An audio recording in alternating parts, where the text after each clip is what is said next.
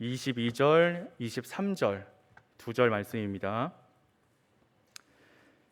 갈라디아서 5장 22절로 23절까지 제가 가지고 있는 성경책은 신약 309페이지에 있습니다. 우리 두 절 말씀이니까 한 목소리로 함께 읽도록 하겠습니다. 오직 성령의 열매는 사랑과 희락과 화평과 오래 참음과 자비와 양선과 충성과 온유와 절제니 이 같은 것을 금지할 법이 없느니라.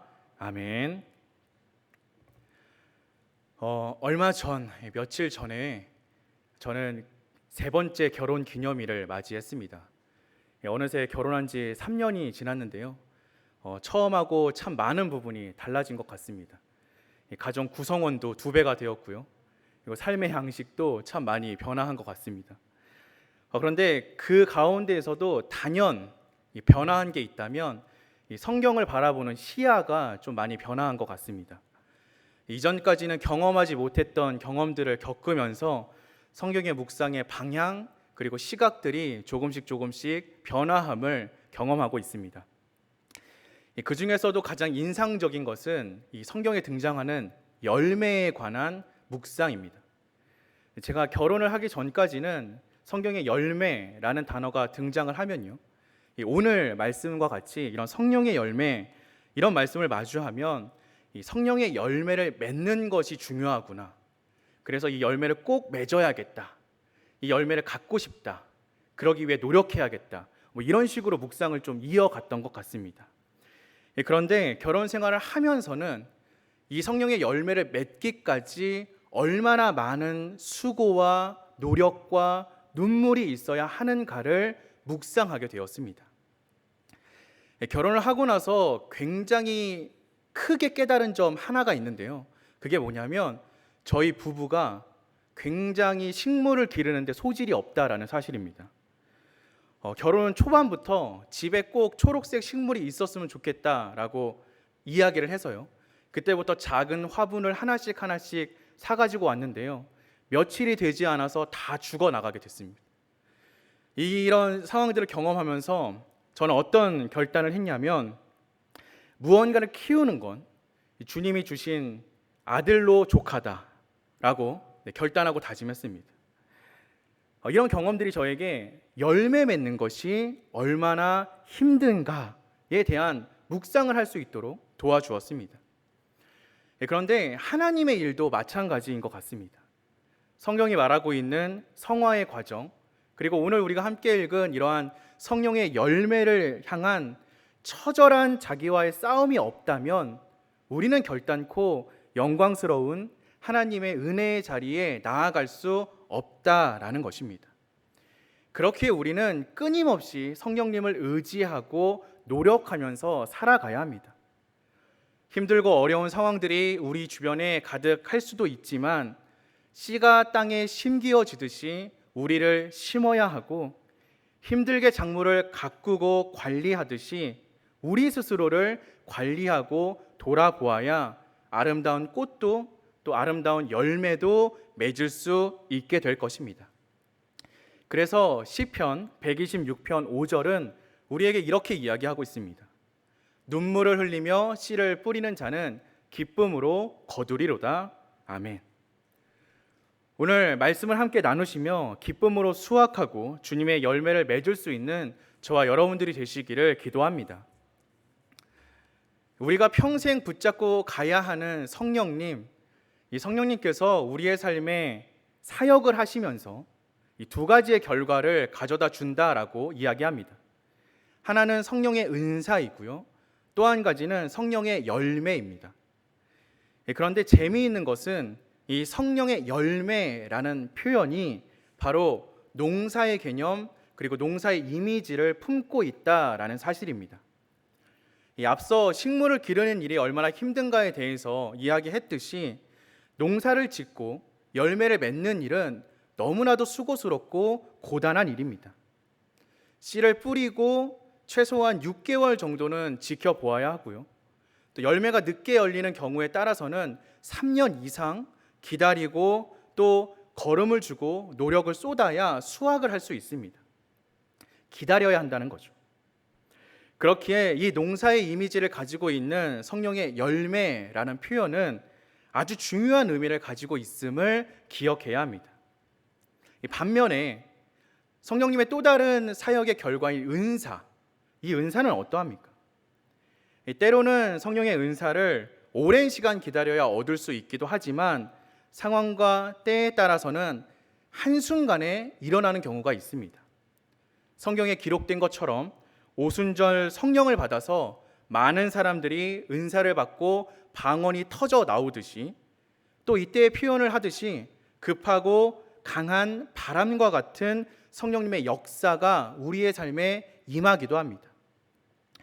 고넬료의 집에서 성령의 역사로 방언이 터져 나오는 장면도 마찬가지입니다. 급하고 강한 바람처럼 역사하시고 폭발적으로 시간적인 여유나 과정이 없이 임하는 것이 바로 성령님의 은사입니다. 하지만 성령님의 열매는 어떠합니까? 소위 말해서 뜨거운 기도를 한다고 해서 불받아서 얻을 수 있는 것들이 전혀 아닙니다. 씨를 뿌리고 잡초를 제거하고 김을 메고 물 주고 벌레 잡아주고 태풍도 견디고 가뭄도 견디고 홍수를 지나야 드디어 농사의 수확을 얻을 수 있는 것처럼 우리의 삶에 성령의 열매가 맺혀져 나아가는 것입니다. 그렇게 오랜 시간 힘들고 고난을 통하여서 맺은 성령의 열매가 어떠한 것들입니까? 오늘 말씀은 사랑과 희락과 화평과 오래 참음과 자비와 양선, 충성, 온유, 절제, 이러한 것들이라고 얘기합니다. 그런데 정말 실제로 그런 것 같습니다. 우리가 오늘 하루 뜨겁게 밤새도록 기도한다고 이러한 것들이 우리에게 주어지지가 않지 않습니까? 많은 분들이 아실 수도 있겠지만 제가 굉장히 성격이 급합니다. 제가 생각하거나 계획한 대로 일이 잘 풀리지 않으면 엄청 흥분을 해서요, 아주 작은 일도 큰 일처럼 반응을 하거든요. 그래서 때때로 저희 아내랑 두 아들이 저 때문에 겁을 내는 경우가 굉장히 많이 있습니다. 그래서 부끄러운 얘기지만 저는 지금까지도 온유와 절제를 달라고 기도하고 있습니다. 뜨겁게 기도했습니다. 때로는 철야도 했고요. 제가 지금 온유와 절제를 받았을까요? 네, 아직도 못 받았습니다. 네, 계속해서 싸우고 있는 중입니다. 여전히 저는 급한 성격을 다스리질 못합니다. 다만 조금씩 참고 조절을 할 수 있게 되었을 뿐이죠. 예언의 은사는 하룻밤에도 생길 수 있습니다. 귀신을 쫓아내고 방언을 하고 병을 고치는 능력도 하룻밤에 성령님이 역사하시면 우리에게 주어질 수 있는 능력입니다. 그런데 오래 참음과 양선과 온유와 절제, 이러한 것들은 우리에게 하룻밤에 뚝딱 일어나는 일이 결단코 아니라는 것입니다. 오히려 성령께서 죄악으로 가득한 우리의 인성이라는 밭에 인생이라는 세월 가운데 맺어가는 열매인 것입니다. 그래서인지 이 성령의 열매가요, 조금은 임팩트가 떨어져 보이기도 합니다. 이 병을 고치는 능력, 귀신을 쫓아내는 능력, 죽은 사람을 살리는 은사에 비해서 오랜 시간 공을 들여서 노력해서 얻은 열매가 기쁨이다, 온유다, 절제다, 이렇게 얘기하니까 조금 약하게 느껴질 수도 있는 것 같습니다.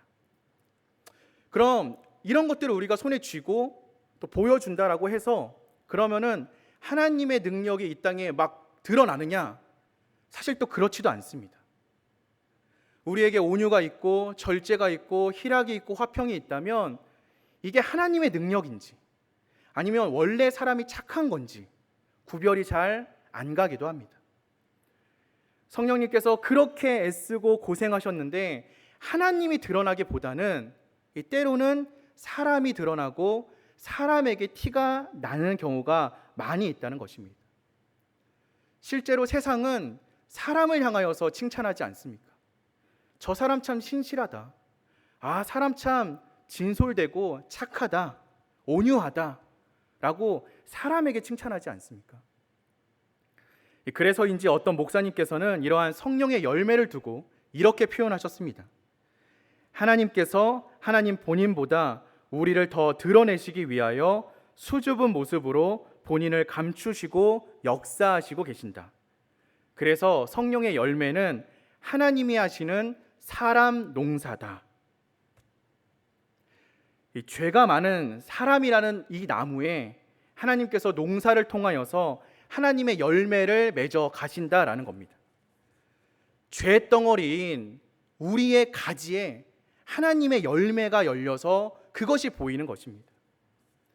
이것은 너무나도 철저하게 우리 자리에서 우리가 더 아름다워질 수 있도록 하나님이 빚으시고 도우시는 통로인 것입니다. 사랑하는 성도 여러분, 한번 생각해 보시길 소망합니다.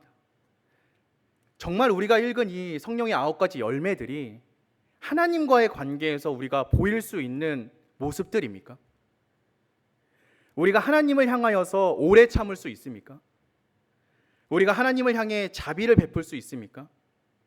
하나님께 제가 온유해 드릴게요, 제가 좀 절제해 드릴게요 라고 이야기할 수 있습니까? 이 성령의 열매 9가지는 철저하게 사람에게 쓰라고 주시는 겁니다. 우리가 속해 있는 공동체에게, 우리 옆에 앉아있는 서로에게 세상을 향하여 쓰라고 보내주시는 겁니다. 그래서 이 열매들은 우리의 성품이 아니라 말 그대로 우리를 통하여서 하나님이 드러나고 하나님이 나타나는 과정들인 것입니다. 죄악된 우리를 향하여서 오래 참으시는 하나님이, 죄악된 우리를 향하여서 끊임없이 화평을 던지시는 하나님이, 죄밖에 없는 우리를 향하여서 자비와 양선을 보이시고 온유와 절제를 베푸시는 하나님이 드러나는 것입니다. 이렇듯 사람과의 관계에서, 특별히 가정에서, 우리의 배우자를 향해서, 자녀를 향해서, 부모를 향해서, 교회 안에 있는 서로의 지체를 향해서, 직장 가운데 만나는 동료와 상사들에게 표현하고 보여주라고 하나님이 땀 흘리시고 눈물을 뿌리셔서 우리에게 필요한 성품의 열매를 맺어 주시는 것입니다. 그러니 하나님의 농사일 수밖에 없지요. 오늘 이 말씀을 준비하면서 생각난 게 2가지가 있었습니다. 한 가지는 어떤 책의 내용이었고요, 또 하나는 한 작가의 이야기였습니다. 개인적으로 제가 좋아하는 작가인 김영하 작가라는 사람이 있는데요, 이 사람이 이런 이야기를 합니다. 우리가 누군가에게 꽃을 선물한다는 것은 그 꽃을 피우기까지의 고난과 인내, 시련의 시간을 기억하라는 의미입니다. 그 시간을 이겨내고 화려하게 꽃을 피웠듯이 당신의 삶에도 고난과 인내, 시련 뒤에 화려한 꽃을 피우고 또 피우게 될 것이라는 메시지입니다. 또 이 작가와는 상관없는 다른 분이 쓰신 책인데요, 모두의 pH라는 책이 있습니다. 식물 도감입니다. 이 매 페이지마다 우리가 흔히 기를 수 있는 식물을 어떻게 하면 잘 기를 수 있는가에 대해서 적어놓은 책인데요, 이 책을 보면 식물들을 그러니까 빛을 얼마나 쬐어줘야 되는지, 또 얼마나 어둠에 있어야 되는지에 대한 정보가 적혀 있습니다.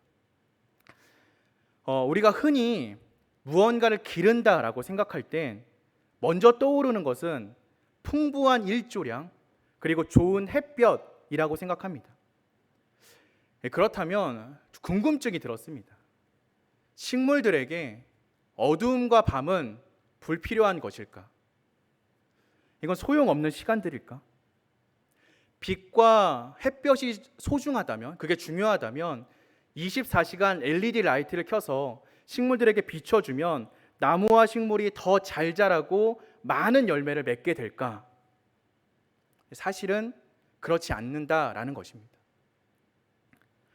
우리 사회와 교회는 지금 보이지 않는 캄캄한 밤과 같은 시간을 보내고 있다라고 이야기들 합니다. 온라인으로만 교제하고 서로의 손을 마주 잡을 수 없는 이 시기가 정말로 그렇게 느껴집니다. 그러면 우리가 지내고 있는 이 시기는 우리의 인생 농사에서 불필요한 시기입니까? 우리의 삶에 무의미하고 오히려 나쁜 영향을 끼치는 시간들입니까? 단순히 낮과 빛은 선한 것이고 어두움과 밤은 악한 것입니까? 어떤 사람이 말했듯이 죽음이 없는 탄생은 없는 것이고 밤이 없는 낮은 존재하지 않습니다. 저는 분명히 이 모든 시간에 의미가 있다라고 생각합니다. 제가 앞서 말씀드린 이 책에는 식물을 키우는데 보통 8시간 정도의 빛이 필요하다라고 이야기합니다. 그런데 덧붙여서 이렇게 기록되어 있습니다. 식물이 자라는데 절대적으로 필요한 것은 일조량과 생육 기간이지만 식물이 얼마나 잘 자라고 꽃을 언제 피우느냐는 보통 밤에 결정된다. 예전에 한 벌써 20년 가까이 된 것 같은데요. 고등학교 시간에 생물 시간에 배웠던 내용들을 떠올려 보자면 엽록소가 태양에 반응하는 것을 우리가 명반응이라고 합니다. 그리고 어두움에 반응하는 것을 암반응이라고 합니다. 명반응이 하는 일은요, H2O라는 물을 분해해서 산소를 만드는 것이고요. 암반응이 하는 일은 포도당을 생산하고 에너지를 만드는 일입니다. 결국 식물들은 어두운 밤 시간을 통하여서 자신을 키울 수 있는 에너지를 만드는 것이고 그 에너지를 기반으로 하여서 얼마나 빨리 커야 하는지, 얼마나 많이 커야 하는지, 꽃을 언제 맺고 열매를 언제 맺어야 하는지를 계산한다는 것입니다. 사람들은 어떠합니까? 사람들도 마찬가지 아닙니까? 저도 어린아이들을 키우면서 매일 느끼는 것이 하루하루 밤이 지나면 아이들이 몰라보게 부쩍부쩍 자란다라는 것입니다. 우리가 성숙해지고 우리의 키가 커지고 근육이 붙는 건 역시 밤에 잠을 자면서인 것입니다. 사랑하는 성도 여러분, 정녕 우리의 인생이 그렇습니다. 우리가 좋은 열매를 맺고 많은 열매를 맺기 위해서는 좋은 날만 있어서는 안 됩니다. 오히려 깊은 어두움에 뿌리를 내려야 태양을 더 잘 받을 수 있듯이 우리의 인생에도 이 암반응을 통하여서 에너지를 만들 수 있어야 합니다. 이 어두운 시간, 밤 시간을 계산하여서 언제 얼마나 꽃을 피울지, 언제 열매를 맺을지 알 수 있기 때문입니다. 밤을 밤답게 보낸 사람이어야 낮이 왔을 때 더 아름답고 향기로운 꽃과 열매를 맺을 수 있는 것입니다. 그렇게 우리는 너무 찬란한 태양만을 그리고 밝은 땅 위만을 집중하고 바라만 봐서는 안 됩니다. 오히려 깊은 어두움과 땅 속에 우리의 뿌리가 내려져 있는 바로 이곳이 있어서 더 아름다운 꽃을 피울 수 있음을 기억할 수 있어야 합니다. 이것이 바로 우리의 생각과 발상을 뒤엎는 하나님의 시선이라고 생각합니다. 하나님께서는 이 땅을 구원하기 위하여서 다 큰 어른을 보내지 않으셨습니다. 오히려 아무것도 할 수 없는 갓난 어린아이를 보내셨습니다. 예수님께서는 아주 작은 겨자씨를 통하여서 하늘을 뒤덮고 많은 동물들이 와서 기댈 수 있는 나무를 바라보셨습니다. 하나님께서는 그 작은 아이를 통하여서 세상을 구할 수 있는 구원자를 바라보신 것이고 예수님 역시 작은 겨자씨에 집중한 것이 아니라 그 겨자씨를 통해 커질 나무를 바라보신 것입니다. 그리고 이 시간 하나님께서는 우리를 바라보시며 죄악으로 가득한 우리의 마음을 통하여서 성령님의 열매를 기대하고 계십니다. 죄인이라는 아무런 소망도 없는 우리의 인격 속에서 성령의 열매를 내어주시는 하나님, 불가능을 가능으로 변화시키시는 하나님이 우리와 함께하고 계십니다. 하나님 나라에 아무런 소망이 없는 우리가 가지를 접붙임을 통하여서 참 감람나무가 되신 하나님께서 이제는 아무런 소망이 없는 죄악으로 가득한 우리의 인격 속에 성령의 열매가 맺힐 수 있도록 도와주고 계십니다. 그렇다면 왜 이렇게 하십니까? 하나님이 이렇게 하시는 이유는 그것이 바로 주님이 원하시는 모습이고 성도에게 바라는 모습이기 때문입니다. 얼마 전에 이 중등부 수련회가 은혜 중에 마무리가 되었습니다. 이번 중등부 수련회에 가장 특별한 이벤트가 있었는데요. 그게 뭐였냐면 사도행전 필사였습니다. 이 사도행전을 필사하면서 말씀을 좀 꼼꼼하게 읽어보는 시간을 가졌는데, 이 시간을 통하여서 제가 좀 재미있는 구절들을 발견했습니다. 그 구절은요, 사도행전 1장과 6장 이 두 번에 반복되어서 나오는 표현으로 이 마띠아와 7 집사를 뽑을 때 등장하는 표현들입니다. 특별히 그 중에서 사도행전 6장 3절의 말씀을 함께 좀 나누겠습니다. 형제들아, 너희 가운데서 성령과 지혜가 충만하여 칭찬받는 사람 7을 택하라. 우리가 이 일을 그들에게 맡기고. 아멘. 성령과 지혜가 충만하다. 성령이 충만한 사람을 뽑아라 라고 하나님께서 말씀하신 것입니다. 성령으로 충만하다. 이 충만하다라는 표현이 헬라어 원문으로 보면요, 두 가지의 표현이 있습니다. 첫 번째는 핀플레미라는 표현입니다. 그리고 플레르라는 표현입니다. 핀플레미라는 표현은요, 급격하게 팽창하고 아주 폭발적으로 커져 나아간다라는 뜻입니다. 터져 나가듯이 충만하다라는 것이 첫 번째 표현이고요. 두 번째 플레르라는 표현은요, 잔잔하게 차오른다라는 이야기입니다. 그렇다면 여기 7 집사를 뽑고 또 마띠아를 뽑는 이 상황에서 말씀하시는 성령과 지혜가 충만하다의 충만은 어떤 단어일까요? 놀랍게도 이 단어는요, 플레르입니다. 잔잔하게 시간이 들며 차 올라가는 충만함을 말씀하고 계십니다. 조금 다르게 표현하자면 이 말씀은 은사적인 폭발력을 가진 사람이 아니라 오랜 시간 잔잔하게 채워진 성령의 열매를 가진 사람을 뽑아라 라는 말이죠. 은사와 같이 한순간에 확 채워지는 능력도 너무나 중요하지만 그보다 인격 속에 열매를 맺고 사회성을 이루어가는 성숙함이 차오르는 사람을 뽑으라고 했단 말씀입니다. 이 말씀을 우리에게 적용시키면 어떤 말씀이 됩니까?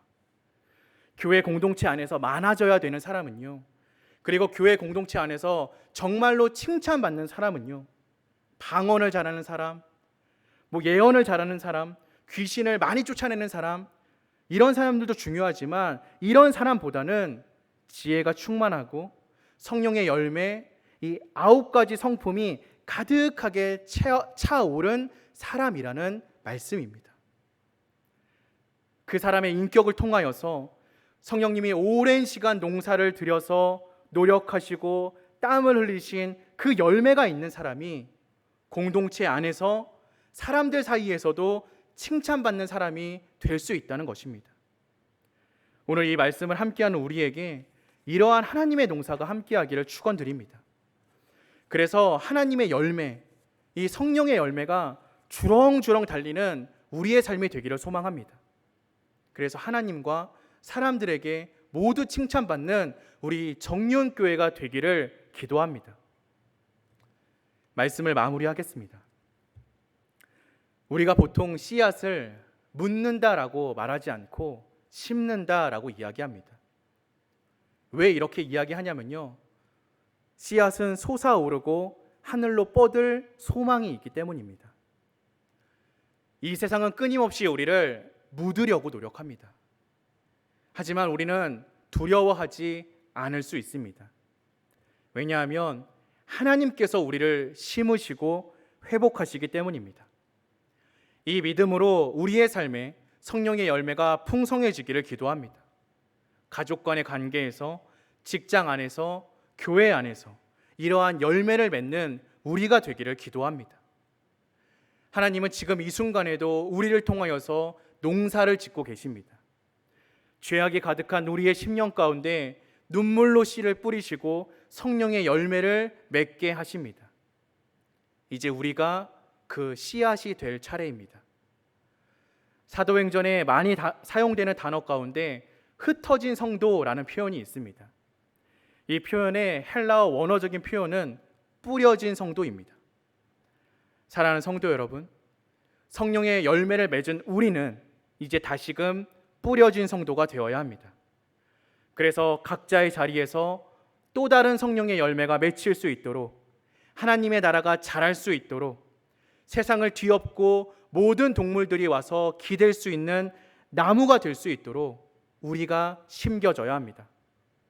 죄악된 세상 가운데에서 하늘의 열매가 맺히기를 소망하는 저와 여러분들, 하나님의 나라가 임하는 것을 소망하는 저와 여러분들, 그래서 이 어둠의 시간조차 감사함으로 보낼 수 있는 저와 여러분들이 되시기를 주님의 이름으로 간절히 기도하겠습니다. 우리 함께 기도하시겠습니다.